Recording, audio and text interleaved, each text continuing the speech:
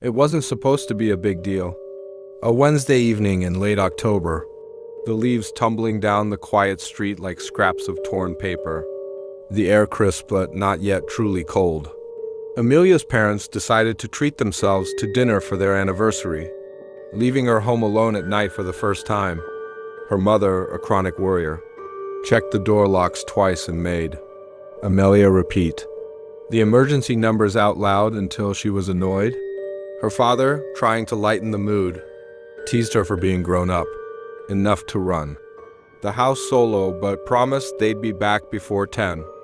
Amelia rolled her eyes and waved them out the door. She spent the first hour watching TV in the living room, her legs curled under a blanket, a bowl of leftover pasta balanced on her knee. Outside, the wind rattled the dying branches of the big maple by the porch. But otherwise, the house was silent except for the comforting drone of the television. At 7:45, just as the credits rolled on her show, she heard a knock at the front door. Not the doorbell, an actual knock, 3 measured taps that made her heartbeat jump. She froze, fork halfway to her mouth. It wasn't so late, she told herself. Maybe a neighbor. Maybe a package delivery? She set the bowl aside, tiptoed to the foyer, and peeked through the frosted glass panel beside the door. A man stood there, half in shadow under the weak glow of the porch light. Tall, shoulders hunched inside a faded canvas jacket, a black beanie pulled down over his ears. She couldn't see much of his face, only a glint of wireframe glasses and the movement of his lips as he seemed to mutter to himself. Her phone buzzed in her pocket, jolting her out of her frozen stare. Her mother had texted, "Everything okay? We'll be home by 9:30. Amelia typed back quickly, "There's a man here." "Don't know who?" She pressed send and forced her voice to work. "Who is it?" She called through the door, her voice higher than she wanted. The man's head lifted slightly, and for a moment she thought he smiled. "Sorry to bother you, miss. My car's broken down. Can I use your phone?" Her gut twisted. Every cautionary tale her parents ever told her, don't trust strangers. Never open the door alone, slammed into her brain all at once. She swallowed, her throat dry. "I'm sorry, I can't help you. I can call someone for you, though." "Who should I call?" He didn't answer right away. She saw him shift his weight, one gloved hand sliding from his pocket to reveal something hanging at his belt. A tool? A knife? She couldn't tell, but dread coiled tighter in her chest. "Open the door," he said, softer now, almost pleading. "Please, it's cold. I won't come in. I swear." Before she could reply, another text came from her mom. "Don't open it. Call the police if you won't leave. Lock yourself in your room. We're on our way." The man knocked again, louder, the sound rattling the thin wooden door in its frame. Amelia stumbled back, clutching her phone like it could shield her. She tried to steady her breath. "Please leave," she shouted, hating how her voice cracked. "I'm calling the police." She didn't wait to see his reaction. She bolted up the staircase, 2 at a time, her socked feet barely making a sound on the old carpet. In her room, she slammed the door shut and twisted the lock until her fingers hurt. She sank to the floor, her back pressed hard against the dresser. Through her bedroom window, she could see the front yard in slices between the curtains. The man hadn't left. He was pacing slowly across the porch, back and forth like a caged animal, head bowed. Then, as if sensing her eyes on him, he stopped and lifted his face. Even in the dim light, she swore he was staring right at her window. She dropped to the floor again, heart pounding in her throat, tears stinging her eyes. This couldn't be real. It felt like a scene from a horror movie. She'd once snuck downstairs to watch behind the couch while her parents thought she was asleep. A soft tap came from somewhere downstairs. She froze. Not the front door this time. The sound drifted up. From the back of the house, the sliding glass door in the kitchen. She forced herself to crawl to her desk and grabbed her phone. Her fingers shook so badly she almost dropped it. Twice before she managed to dial. 911. The dispatcher's calm voice did little to settle the panic, roaring through her head. "There's a man on my porch. No. He's at the back now. I think he's trying to get in." I'm alone. Please, please hurry. The woman on the line stayed with her, asking her to describe him, to stay quiet and hidden, to listen for noises. Every creak of the house made Amelia flinch. She crawled to the window again and risked peeking through the curtain's edge. The front porch was empty now, but the side yard light flickered. A shape moved just beyond its glow, then vanished behind the garage. She pressed her palm over her mouth to stifle a sob.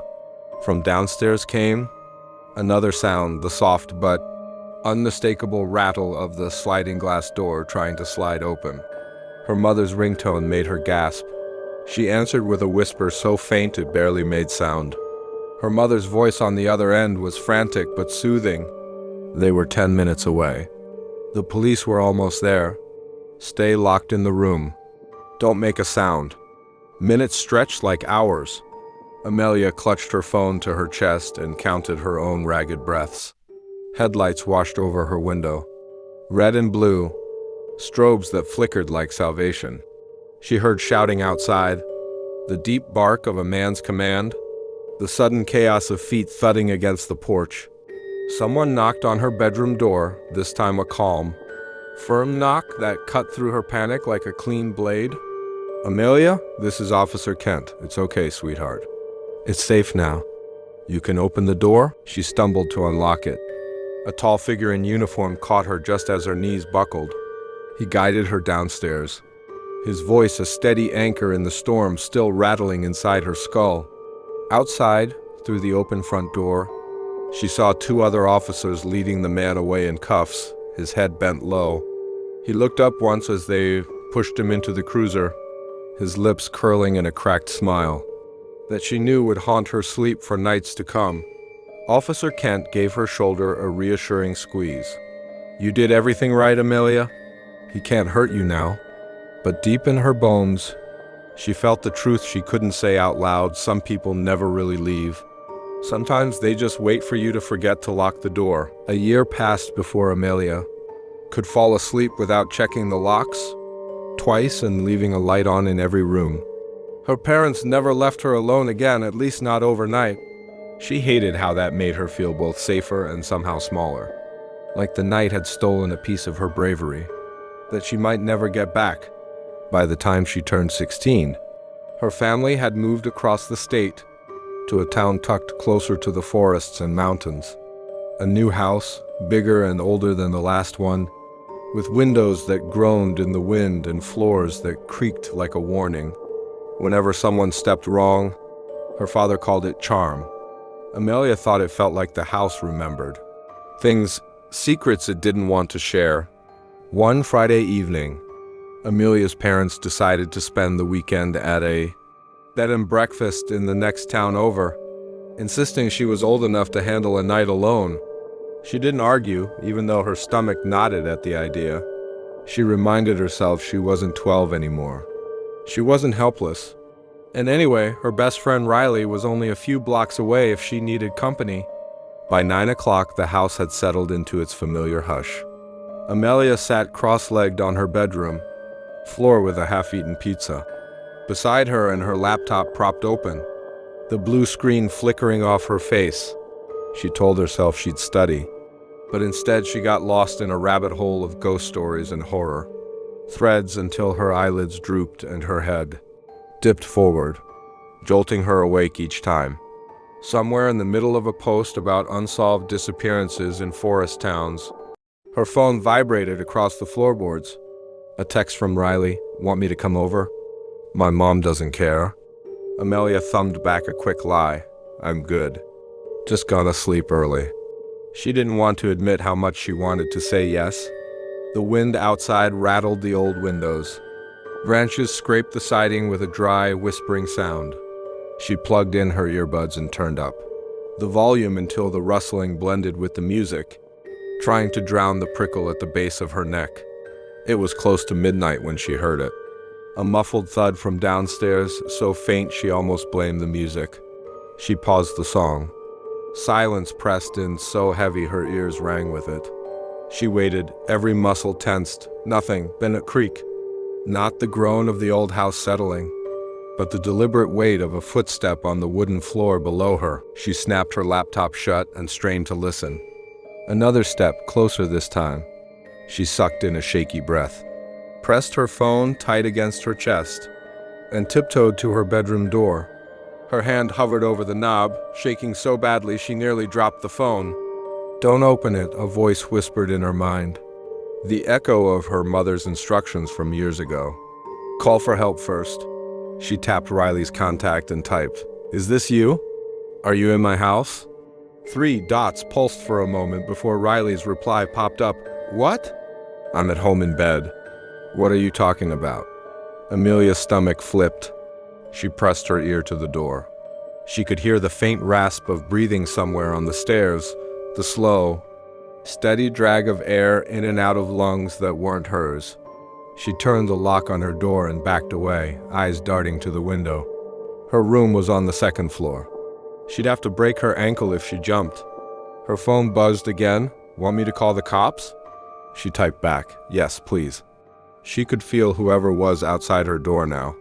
She could almost see him in her mind, a shape cloaked in shadows, pressing an ear to her door the way she had pressed hers, listening for her next breath. Suddenly, the doorknob rattled. Once, twice, a low chuckle floated through the crack, so close it made her heart seize. She staggered back until her calves hit the side of her bed. "Amelia." The voice slithered through the thin wood. Male, not a question. More like a taste of her name rolling on his tongue. She bit down on a scream. From downstairs, the faint whoop of a police siren cut the suffocating quiet. She nearly sobbed with relief. Heavy footsteps pounded across the floor, retreating fast toward the back door. She heard the back screen door slam open so hard it banged against the siding. Blue and red lights danced across her ceiling. A fist thumped against the front door, followed by a calm, commanding voice. "Police!" "Amelia, it's safe now. Come down if you can hear me." She forced her locked legs to carry her forward. Downstairs, 2 officers with flashlights and drawn weapons combed the kitchen and living room. The back door stood wide open, the curtain flapping like a warning flag in the wind. An officer with kind eyes crouched in front of her, asked gentle questions she could barely answer through the tears. Did she know him? Had she seen his face? She hadn't, only that whisper.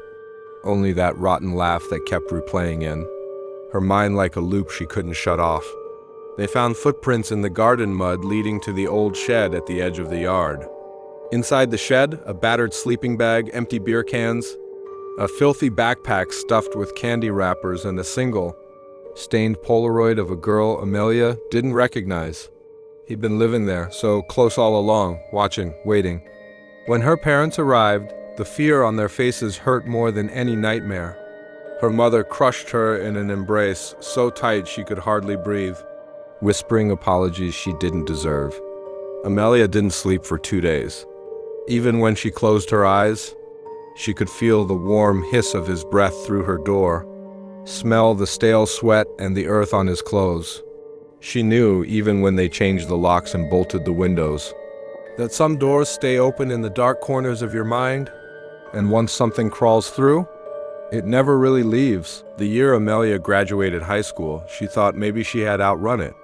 The uneasy dreams had dulled to faint static in the back of her mind, and the new campus life gave her something else to fix her thoughts on. Tests, parties, cheap coffee, early lectures, the frantic clatter of 100 other students who didn't know or care about the things that had once lurked. Just outside her bedroom door, she liked the noise. She liked being surrounded by people. It made her feel untouchable, or at least invisible, in a way that felt safe. Her dorm roommate, Kayla, was loud and reckless, the kind of girl who left her hair straightener plugged in all day, and always propped the door open so friends could wander in. One Friday night, the dorm buzzed with music and laughter that spilled from every open door. Amelia was curled up on her bed, headphones on, textbook half open, drifting in and out of sleep while Kayla shouted over a phone call by the window. When she woke up, the hallway had fallen quiet. Party voices, replaced by the low hum of vending machines and the distant slam of a stairwell door. She rubbed her eyes and checked. The clock, 3:42 a.m., Kayla was gone. Probably crawled into someone else's room or down the block to a late night diner like she usually did. Amelia shuffled to the bathroom, splashed cold water on her face, and stared at her own reflection until her eyes stopped looking like someone else's. The mirror was speckled with toothpaste, flecks and stray hairs. She shut off the light and stepped barefoot back into the hall. Someone was standing halfway down the corridor, a tall, thin silhouette, barely lit by the flickering emergency light above the exit sign. Amelia squinted, expecting it to be one of the guys from the fourth floor playing a prank.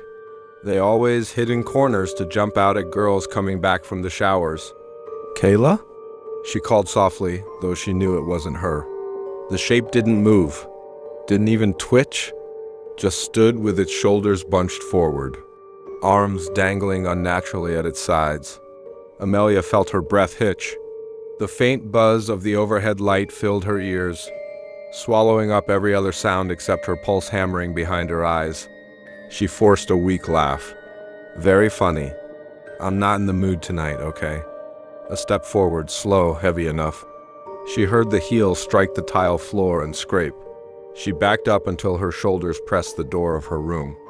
Her hand fumbled behind her for the handle, but her sweaty fingers slipped off the metal. "Hey, I said stop it," she snapped, the words wobbling out on a broken whisper.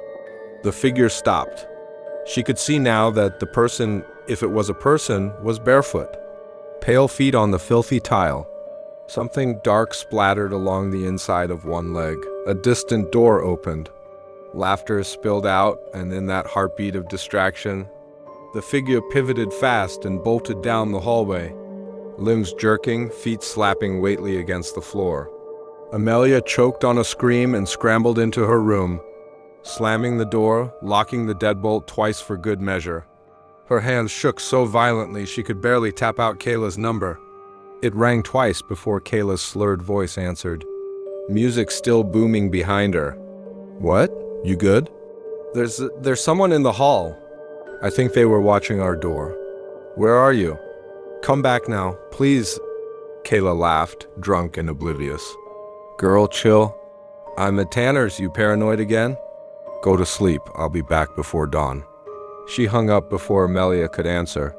Alone again, Amelia sank to the floor beside her bed, hugging her knees to her chest, listening for footsteps that didn't come. She told herself it was a drunk student, a prank, a trick of the light, anything to keep her from sinking back into that 12-year-old version of herself who thought monsters lived outside her window. An hour passed, another. She must have dozed off against the door because she woke to a quiet knock, so soft it might have been her dream if she hadn't heard her own gasp echo back at her. Knock, knock, knock. Not Kayla's impatient pounding. This was measured, almost polite. She pressed her eye to the peephole. The hallway looked empty except for a faint smear on the floor near. The exit sign, a dark streak that made her stomach flip. Her phone buzzed. A text from Kayla. "Outside, open up." Relief bloomed through the fear so fast it left her dizzy. She unlocked the door, cracked it just enough to see the hallway, empty, no Kayla, no laughter. Only the distant hum of the vending machine and the smear darker now. She slammed the door, heart clawing at her ribs. Kayla's text blinked back at her. "Outside, open up." She typed, "Where are you?" "I don't see you." No reply, just 3 dots pulsing. Then nothing. She didn't sleep that night, didn't move from the floor until sunrise painted the ceiling a dull gray. When Kayla finally stumbled in, hungover and confused, Amelia lunged at her, hugging her so tight Kayla grumbled and patted her back awkwardly. Later, campus security reviewed the hallway cameras. They told her gently, with sympathetic eyes, that the footage showed nobody. There at 3:42 a.m., nobody knocking, nobody running, just Amelia, alone, standing frozen at her door like she was staring at a ghost. But she knew. She knew what she saw, what she heard. Someone always outside, always waiting for her to open the door. After college, Amelia tried to bury it all. She moved across the country, traded dorm rooms for a tiny studio, with solid locks and heavy blinds that never opened. She switched her phone number, used cash whenever she could, and told herself if she could just be no one to everyone, then maybe whatever waited for her in dark hallways and behind glass would forget her face. Years slipped by like half-remembered nightmares. There were jobs she quit without notice, apartments she left at 3 in the morning because the tapping came back, first on her window, then at the front door, then on the bathroom mirror, when the steam covered every surface and she couldn't see her own reflection. She learned to keep a suitcase packed at all times, credit cards and a stack of small bills, disposable phones with numbers only she knew. On a February night colder than any she'd lived through before, she found herself driving west along a nameless state road, the radio hissing static, because every station faded in and out like a dying heartbeat. Snow drifted across the windshield, hypnotic ribbons dancing under her wipers. She hadn't planned to run again, but the knock had come just before dawn, the soft, polite rhythm that never changed. This time, a voice whispered through the door, a whisper shaped like her mother's voice, her father's laugh, her roommate's drunken jokes. Every memory twisted into something that begged her to come closer. Unlock the deadbolt, see what waited in the hallway. She had grabbed her bag, keys, the gun she'd bought but never fired, and fled before the sun could rise. The snow swallowed the road behind her. Headlights glowed like ghost eyes in her rear view. Once or twice, she thought she saw a shape pacing the shoulder, bare feet, ragged hair, that same deranged grin she'd never really forgotten. She didn't slow down, didn't blink too long in case her mind decided to paint it clearer. When the gas tank finally hit empty, she found a battered roadside motel with a flickering vacancy sign. The clerk didn't ask for ID, just slid her a room key and a TV remote that looked older than she was. The room smelled like mildew and old cigarettes. She didn't care. She pushed the dresser in front of the door, wedged the chair under the knob, and fell onto the bed fully clothed, boots still tracking snow across the stained blanket. Sleep came in slices. She dreamed of footprints in fresh snow, circling her car, stopping beneath her window, waiting for her to look out so they could see her seeing them. She dreamed of her mother's voice humming outside the door, just beyond the peeling paint and the rattling heater. When she woke, the room was too quiet. No wind rattled the window anymore. Her ears rang with that silence so loud she wondered if she'd gone deaf. She didn't want to look, but she did. Pushed the curtain back a single inch. Outside, the parking lot lay empty except for her car, a lopsided dumpster and a trail of something dark melting into the snowdrifts. Something that could be blood or oil, or just the shadow of the overhead sign flickering out. She checked her phone. No signal, battery blinking red. A knock broke the stillness. Not on the door. On the window 2 feet from where she stood. 3 soft taps. Then the whisper, "Amelia." She stumbled backward, heart pounding so hard her vision pulsed black at the edges. The voice outside was her father's voice, the one she hadn't heard since the funeral, gentle and warm and impossible. "Amelia, please open up, sweetheart. It's so cold out here." She shook her head, covered her ears, but the whisper threaded through her palms, curled behind her eyes. Another knock, this time at the door, rattling the chair braced against the knob. The voice there was Kayla's, drunk and giggling. "Open up." "I forgot my key." "Let me in." She dragged the dresser tighter against the frame. Checked the safety on the gun, though her trembling hands barely remembered how to hold it. The whispers multiplied. Her mother's laughter, her childhood dog barking, her first crush murmuring her name like a prayer. All the voices that once made her feel safe, twisted into lures to drag her back into the cold where they waited, patient and smiling. Bang, bang, bang, bang, this time not polite. Not soft. The door rattled like it would come off the hinges. "Amelia, Amelia, open the door." The dresser scraped an inch forward. The chair legs squealed on the grimy linoleum. The whisper crawled inside her head, an itch behind her teeth.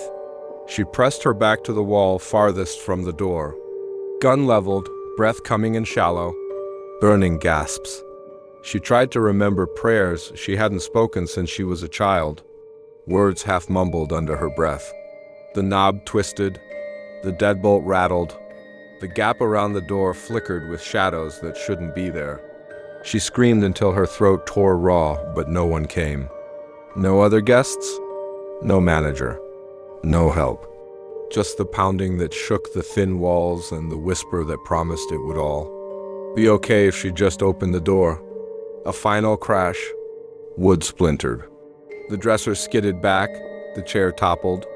Amelia saw it through tears and sweat and the haze of her own. Ragged breath, the door swinging open. The snow blowing in behind the figure that stepped across the threshold. Bare feet, wild eyes, lips pulled back into a grin that showed too many teeth. Behind it, the storm howled like every voice she'd ever trusted. Her father, her mother, Kayla, laughing and crying and begging all at once. The last thing she heard before the thing lunged was the voice she knew best, her own whispering softly, "Let me in."